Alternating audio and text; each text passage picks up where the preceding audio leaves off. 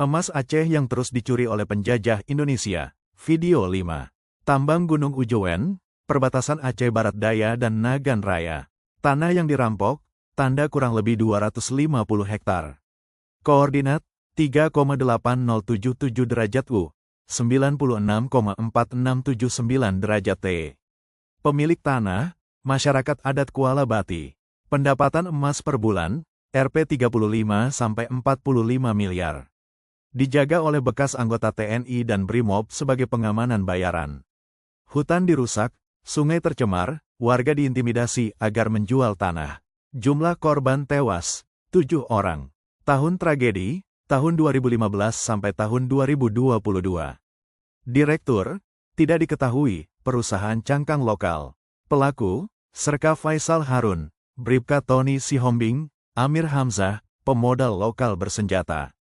Tambang Lawung Lama, eks-tambang Jepang, Kabupaten Pidi. Tanah yang dirampok, tanda kurang lebih 180 hektar. Koordinat, 5,2465 derajat U, 95,9754 derajat T. Pemilik tanah, keturunan Tengkucik di Tiro dan warga Lawung. Pendapatan emas per bulan, Rp 30 sampai 40 miliar. Ziarah dan ritual adat dilarang, makam tua dihancurkan paksa. Jumlah korban tewas, 5 orang. Tahun tragedi, tahun 2016 sampai tahun 2021. Direktur, tidak ada, semi-tradisional. Pelaku, Letupurn, Junaidi, Tarmizi, alias Cekle, dan oknum aparat sipil. Tambang Gunung Selawah Darat, Kabupaten Aceh Besar. Tanah yang dirampok, tanda kurang lebih 300 hektar. Koordinat, 5,4458 derajat U, 95,6541 derajat T. Pemilik tanah, warga Sari, Lamteba, dan Lembah Selawah. Pendapatan emas per bulan, Rp 40 sampai 60 miliar. Air sungai tercemar arsenik, warga kehilangan ladang dan ternak. Jumlah korban tewas, 6 orang.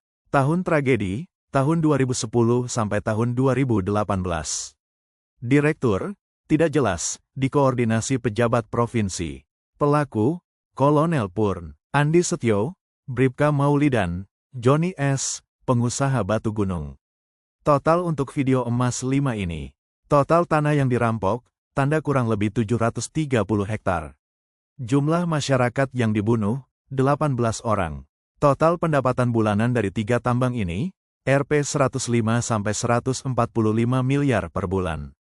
Kami terus bertanya, sampai kapan kalian diam? Emas dari gunung-gunung ini mengalir ke luar negeri, tapi rakyat Aceh hanya menerima kematian, tanah kosong, dan sungai beracun.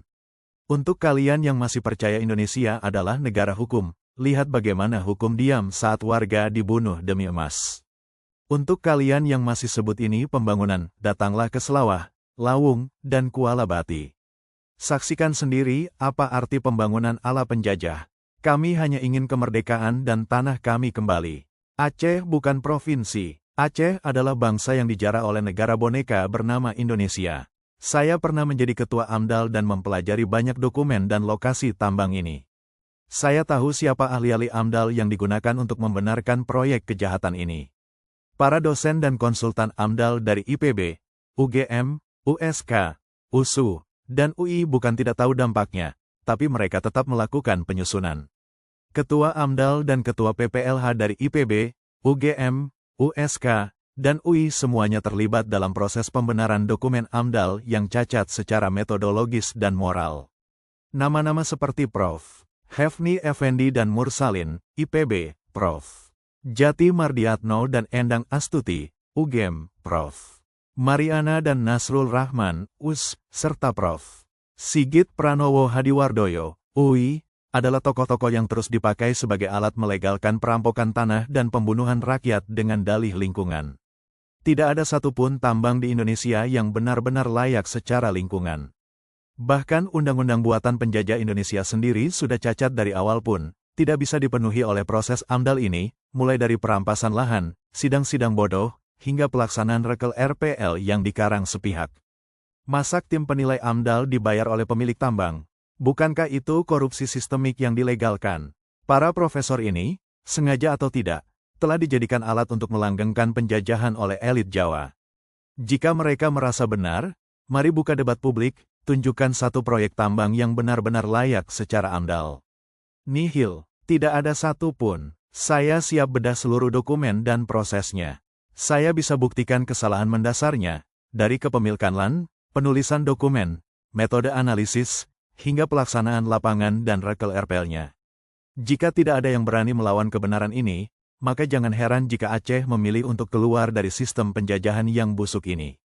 Karena kami, rakyat Aceh, tidak sudi dijajah oleh sistem yang memelihara kebohongan dan kekerasan demi emas dan kekuasaan.